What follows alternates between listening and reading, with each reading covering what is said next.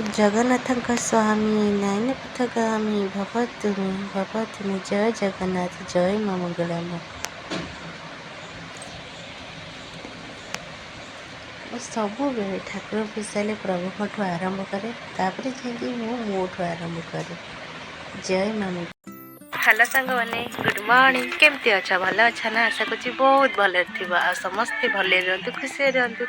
ମାଆର ଆଶୀର୍ବାଦ ସଦା ସବୁବେଳେ ଆପଣ ମୁଣ୍ଡରେ ଥାଉ। ଜୟ ମା ମଙ୍ଗଳା। ଆଜି ହେଉଛି ଗୁରୁବାର। ଠାକୁରଠୁ ବ୍ଲଗ୍ ଆରମ୍ଭ କରିସାରିଲିଣି, କିନ୍ତୁ କାମଧାମ କରିଥିଲି।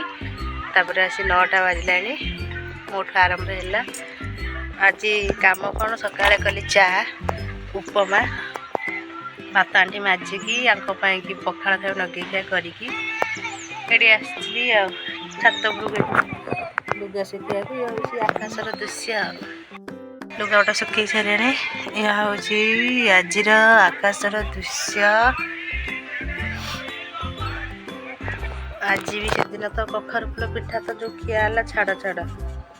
ଗ୍ୟାସ୍ ମିଳିଲାନି। ଗ୍ୟାସ୍ ଯେତେବେଳେ ମିଳିଲା ଇଏ ପରିବା ପାଇଁ ପଳେଇଲେ, ଆଉ କଖାରୁ ଫୁଲ ପିଠା ଖାଇପାରିନଥିଲି। ଆଜି କଖାରୁ ଫୁଲ ଆଣିଛନ୍ତି। ଆଜି ଭାତ ହେବ, ଡାଲି ହେବ, କଖାରୁ ପିଠା ହେବ। କଖାରୁ ଫୁଲ ପିଠା ମାନେ ପିଠଉ ହେବ।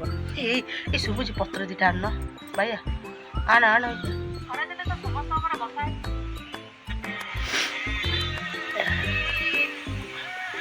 ମାନେ ଆସନ୍ତୁ ଖାଇବେ।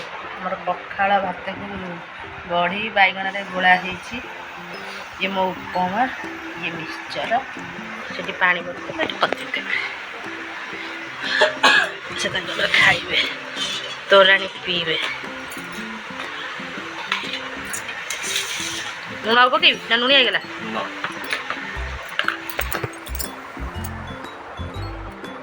ଏତିକି ହେଇଯିବ? ଆଉ ଦେବି ଏ କରେଇ ଦେଇଥାଏ ନା।